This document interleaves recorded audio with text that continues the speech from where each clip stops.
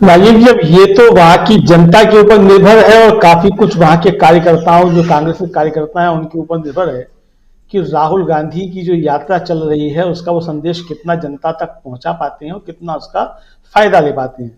लेकिन आज राहुल गांधी की जो दो जनसभाएं हुई और जो हम लोगों ने सुना, अब तक उनकी क्लिपिंग जो सुनी उनके भाषणों की, तो निश्चित तौर पर राहुल गांधी जो है, मुझे लगता है कि बिना कुछ बोले हुए ज्यादा मार करके आ गए हैं। एक कहावत है कि मौन जो है वो सबसे बड़ा प्रहार होता है। तो राहुल गांधी का ये जो चुनावी राजनीति ना करना, जो मुझे लगता है सबसे बड़ी चुनावी राजनीति है।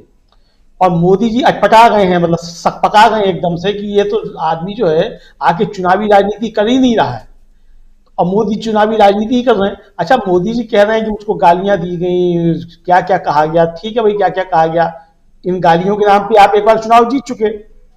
जितनी गालियां जो है मोदी जी ने दे दी अपने को, तो वो गालियां अपने को देकर ही मोदी जी चुनाव जीत चुके 2017 का। तो अब 2017 का चुनाव जीतने के बाद भी अगर आपको गालियां देना बंद नहीं हुई हैं, तो क्या गारंटी है कि 2022 में आप अगर चुनाव जीत जाएंगे तो आपको गालियां मिलना बंद हो जाएंगी। तो गालियों का रोना क्यों रोते हो भाई? अगर आपको गालियां मिलती हैं और आप तो गालियां पचा लेते हैं 2-3 किलो, तो खाओ 2-3 किलो गालियां, तो पचाओ उन्हें अच्छे तरीके से। जो आपका हाजमा तो बहुत दुरुस्त है। लेकिन असल में समस्या यही है कि मोदी जी अब ये सोच नहीं पा रहे हैं कि मैंने तो उकसाया था कि गाली उसको दी जाएगी और फिर मैं उसका कुछ लाभ लूंगा, और दूसरी तरफ से गाली आ ही नहीं रही है। गाली क्या मतलब, चुनावी राजनीति की ही बात नहीं हो रही है। तो ये सबसे बड़ा संकट जो है मुझे लगता है भारतीय जनता पार्टी के लिए वहां पैदा हो गया। अब दूसरी बात कि राहुल गांधी जैसे दो बातें कहते हैं अपनी यात्रा के दौरान भी कि डरो मत। एक तो ये कहते हैं, दूसरा कहते हैं देश के लिए काम करो। अब भारतीय जनता पार्टी इन दो बातों का क्या उत्तर दे? क्या यह कहे डरो? अगर राहुल गांधी को खारिज करना है तो कहो कि डरो। राहुल गांधी तो कहते हैं मत डरो। और जैसा कि कहा जो शुक्ल जी ने कि तानाशाह को डरा दिया है, मतलब गांधी ने डरा दिया था।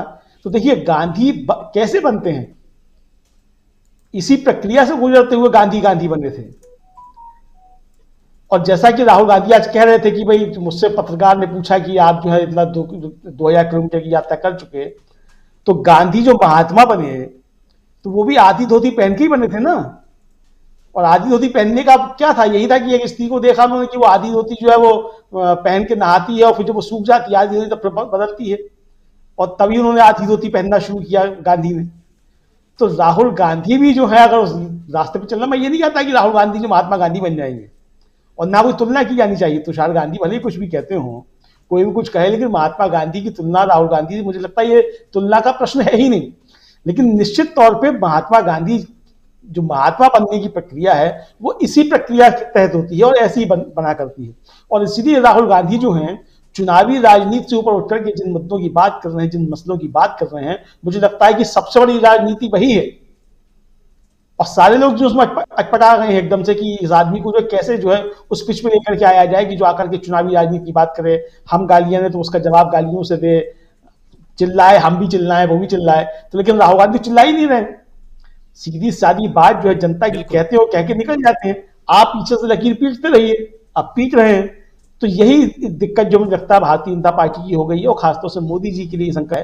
क्योंकि मोदी जी के लिए देखिए भारतीय जनता पार्टी का चुनाव जीतना जो है गुजरात में बहुत ज्यादा जरूरी है। इसलिए नहीं कि मोदी जी के लिए दिल्ली में कोई संकट आ जाएगा, इसलिए नहीं, बल्कि इसलिए जरूरी है कि गुजरात मोदी जी का घर है और मोदी जी को लौट के गुजरात जाना है। तो जब जाए तो थोड़ी बहुत तो जगह हो, मतलब 2024 के बाद तो वैसे भी वो मार्गदर्शक मंडल में पहुंच जाएंगे। और फिर भारतीय जनता पार्टी की सरकार बनी ना बनी तो कहां जाना है कहां नहीं आना, ये भी तो तय करना है ना। तो सारी दिक्कतें बहुत सी हैं, मुझे लगता है इसलिए बहुत ज्यादा जरूरी है। और जिस तरीके से भारतीय जनता पार्टी के अंदर वहां की जो अंदरूनी राजनीति है उसमें फंस गए हैं दोनों गुजराती बंधु जो हैं जिस तरीके से। अब बताइए, इतना दैदीप्यमान जो है हमारा व्यक्तित्व है हमारे प्रधानमंत्री का कि उनके कहने से यूक्रेन में जो है वार रुक जाता है, और वहां जो है आप 7-7 लोगों को निकाल रहे हैं अपने पार्टी के, तो मान ही नहीं रहे मोदी जी की बात, चुनाव लड़ रहे हैं विद्रोही होकर के। तो यानी पुतिन जो है वो मान सकते हैं और जेलेंस्की मान सकते हैं मोदी जी की बात, और भारतीय जनता पार्टी के 7 नेता जो हैं वो मोदी जी की बात गुजरात में नहीं मान रहे हैं। तो अब ये राहुल गांधी का दोष है क्या?